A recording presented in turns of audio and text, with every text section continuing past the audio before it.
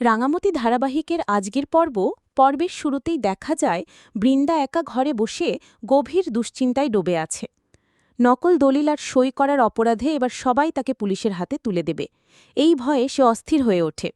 মনে মনে ভাবে হয়তো পালিয়ে গেলেই বাঁচা যাবে। সে ব্যাগ গুছোতে শুরু করে, কিন্তু হঠাৎই উপলব্ধি করে তার যাওয়ার মতো কোনো জায়গাই নেই। মা তাকে আশ্রয় দেবে না, হাতে কোনো টাকা পয়সাও নেই। আফসোস করে ভাবে এই বাড়িতেই তার মাথার ওপর ছাদ ছিল, খাবার ছিল, ভবিষ্যতে শ্বশুরের সম্পত্তির ভাগও পেত। তাই ঠিক করে যাই হোক এই বাড়ি ছেড়ে যাওয়া চলবে না। এমন সময় দরজার বাইরে রাঙা, পাঞ্চালি আর অদিতে ডাকাডাকি শুরু করে। আতঙ্কে বৃন্দা দরজা খুলতেই তারা ঘরে ঢুকে যায়। রাঙা জিজ্ঞেস করে সে কি পালানোর চেষ্টা করছিল। পাঞ্চালি মনে করিয়ে দেয় সে বাবার সই জাল করে বাড়ি নিজের নামে লিখিয়েছিল। অদিতি অভিযোগ তোলে রাঙার তীর ধনুক পুড়িয়ে দিয়েছিল। সবাই মিলে জানিয়ে দেয় এবার পুলিশের শাস্তি তার কপালে। বৃন্দা কাকুতি মিনতি করে যেন তাকে পুলিশের হাতে না দেওয়া হয়, কিন্তু ওরা জোর করে তাকে বাইরে নিয়ে যেতে থাকে। ভয়ে কাঁদতে কাঁদতে বৃন্দা চিৎকার করতে থাকে ওরা তাকে আগুনে পুড়িয়ে মারছে। তখন রাঙা মজা করে বলে, চল সবাই মিলে বড় বৌদিকে আগুনে পোড়াই, তারপর সবাইকে বলবো সে লজ্জায় আত্মহত্যা করেছে। কথাটা শুনে বৃন্দার আত্মা শুকিয়ে যায়।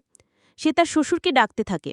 রাঙা তিরস্কার করে বলে যখন সম্পত্তি হাতিয়ে নিয়েছিল তখন এসব মনে ছিল না। ঠিক তখনই নবারুণ আর কৃষ্ণা সেখানে এসে পৌঁছায়। নবারুণকে দেখে বৃন্দা কান্নাকাটি শুরু করে, ক্ষমা চাইতে থাকে। কিন্তু রাঙা জানিয়ে দেয় চূড়ান্ত সিদ্ধান্ত নেবে মা। এরপর নবারুণ পাঞ্চালিকে বলে সাত্ত্বিকীর খোঁজ নিতে।